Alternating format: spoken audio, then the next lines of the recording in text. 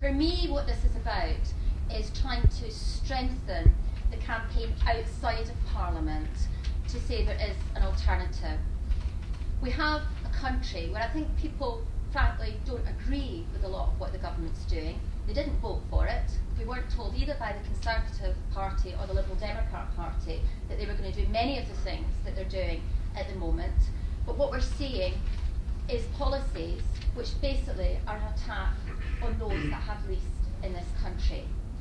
We live in a country, it's already been said, which is the 7th richest country in the world. When I first started making these speeches, we were a lot higher up that league table, and I think that says something actually about the kind of economic policies that Britain has pursued over the last 30 years.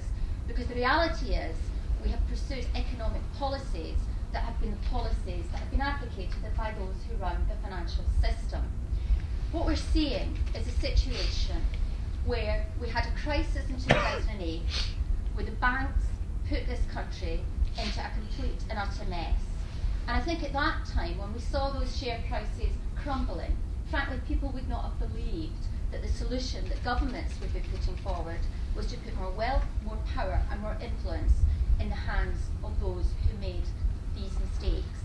Today we're seeing the privatisation of air, sea and rescue. What's happening throughout the country is that bits of the public sector that are not already, have not already been privatised are now being taken into private hands, whether that's higher education, whether that's putting those bits of the railways that have been back in the public sector for a limited time out to franchise again. What we're seeing is an ideological commitment to privatisation and an ideological commitment to putting cuts in place that will roll back a century of progress on behalf of ordinary working people in this country.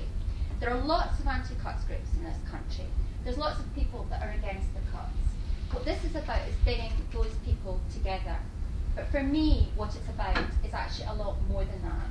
It's about saying there is an alternative, about convincing people that the government's policies that we've seen yet again in a budget over the last few years, which basically means more of the same, those government policies aren't working and are not going to work. The last thing we should be doing at this time is cutting the public sector and taking money out of the economy. We're seeing living standards fall. We know that the salaries, the wages of working people in this country have been going down and down since the 1970s, while the richer have got richer and richer. It's not just happening in Britain, it's happening throughout Europe.